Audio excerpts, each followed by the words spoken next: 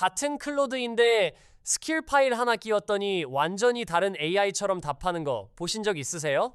똑같은 질문을 던졌는데 어떤 날은 장황하게 설명하고 어떤 날은 핵심만 딱 짚어주고 어떤 날은 파일 구조까지 알아서 정리해서 답을 줘요. 모델 자체는 하나도 안 바뀌었는데 말이죠. 지난번에 케이브맨이라는 도구 다뤘을 때 이 스킬이라는 게 살짝 나왔었는데 오늘은 이 스킬이라는 게 대체 뭐고 왜 이게 요즘 AI 코딩 쪽에서 제일 뜨거운 화두인지 제대로 한번 파볼게요. 일단 클로드 코드나 커서 같은 AI 코딩 도구 써보신 분들은 이런 경험 다들 있을 거예요. 새 프로젝트에서 AI한테 뭐 하나 물어보면 그 프로젝트만의 특수한 규칙을 하나도 모르고 답을 해요. 예를 들어서 여러분 회사에서는 커밋 메시지를 특정 포맷으로 써야 되고 테스트 코드는 특정 폴더에 넣어야 되고 특정 라이브러리는 절대 쓰면 안 되는 규칙이 있다고 해봐요.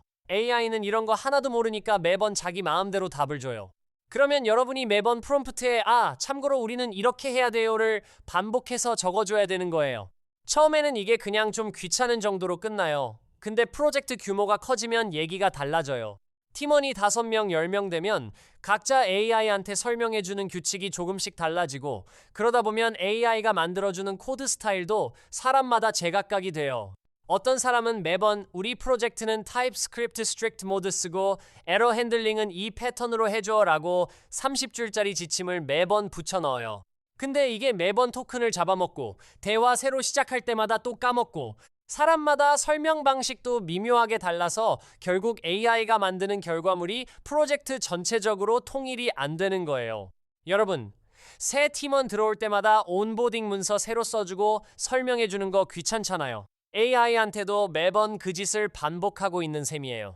그래서 나온 게 바로 스킬이에요. 한 줄로 말씀드리면 스킬은 AI한테 이 프로젝트에서는 이렇게 행동해라를 미리 적어놓은 매뉴얼 파일이에요. 비유하자면 새로 들어온 인턴한테 첫날 나눠주는 온보딩 문서랑 똑같아요.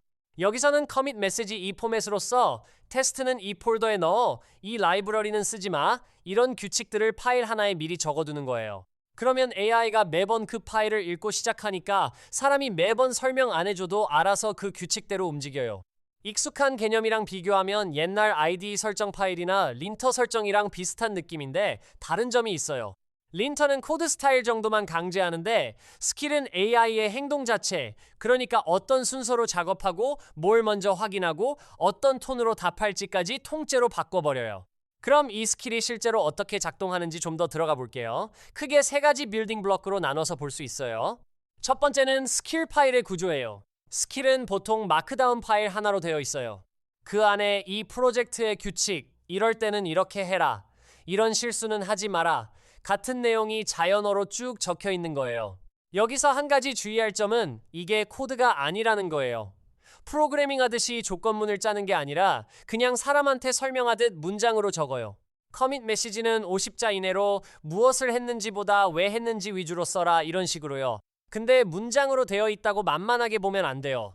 AI가 이 문장들을 진짜 지침처럼 진지하게 따라간다는 게 핵심이에요. 두 번째는 스킬이 언제 로드되느냐예요. 이게 은근히 중요한 부분인데 모든 스킬을 매번 다 읽는 게 아니에요. 어떤 스킬은 대화가 시작될 때 무조건 읽히고 어떤 스킬은 특정 상황에서만 트리거돼요. 예를 들어서 PDF 파일을 다룰 때만 이 스킬을 읽어라, 이런 식으로요. 여기서 트레이드 오프가 하나 있어요. 스킬을 너무 많이 만들어서 다 상시로 읽게 해두면 그거 자체가 토큰을 잡아먹어요. 지난번에 얘기했던 짧을수록 오히려 정확해진다는 원리랑 똑같이 스킬 파일도 필요한 순간에만 딱 불러오도록 설계하는 게 관건이에요. 안 그러면 AI 매뉴얼이 산더미처럼 쌓여서 오히려 배가 산으로 가요. 세 번째는 스킬이 여러 개 겹칠 때의 우선순위예요. 프로젝트 전체에 적용되는 스킬이 있고 특정 폴더나 특정 작업에만 적용되는 스킬이 따로 있을 수 있어요. 이럴 때 더 구체적인 규칙이 더 넓은 규칙을 덮어쓰는 식으로 동작해요. 비유하자면 회사 전체 규정이 있고 그 위에 우리 팀만의 세부 규정이 얹히는 거랑 똑같아요. 회사 규정은 옷 단정하게 입어라고, 팀 규정은 우리 팀은 데모데이에만 정장 입어라라고 하면 데모데이엔 팀 규정이 우선하는 거죠.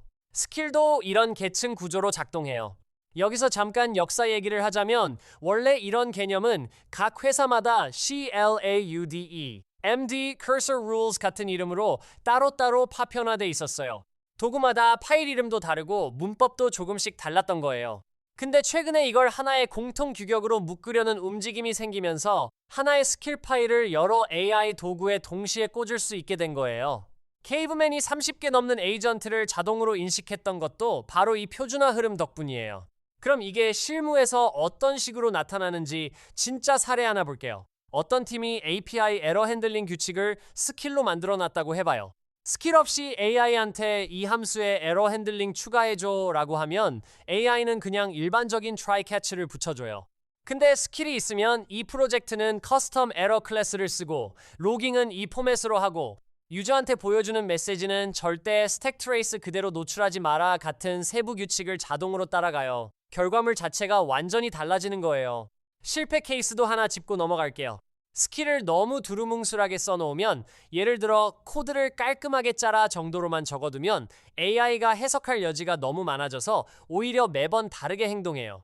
스킬은 구체적일수록 효과가 확실해요. 그럼 이게 왜 실제로 좋냐? 성능 측면에서 짚어볼게요. 핵심은 두 가지예요. 첫째, 반복 설명이 사라지니까 토큰 사용량 자체가 줄어요. 매번 30줄짜리 지침을 붙여넣던 걸 스킬 파일 하나로 대체하면 대화가 길어져도 그 규칙을 다시 설명할 필요가 없어요. 둘째, 이게 더 중요한데 AI의 일관성이 올라가요. 사람이 매번 조금씩 다르게 설명해주면 AI 결과물도 들쭉날쭉한데 스킬 파일은 똑같은 텍스트를 매번 그대로 읽으니까 팀 전체에서 결과물의 편차가 확 줄어들어요. 결국 이게 지난번 케이브맨 영상이랑 같은 맥락이에요.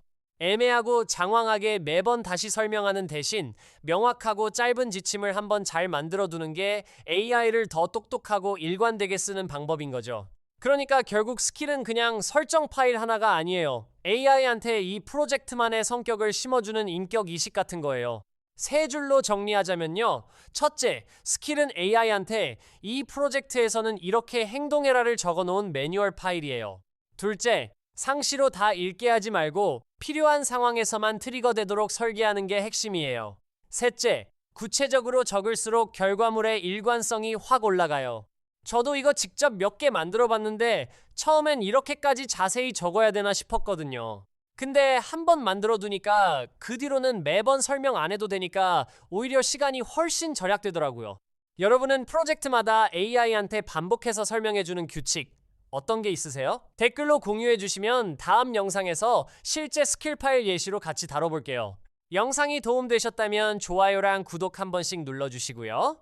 다음 영상에서는 클로드 코드 자체를 직접 써보면서 다른 도구들이랑 비교해 볼 예정이니 기대해 주세요. 오늘 준비한 내용은 여기까지입니다.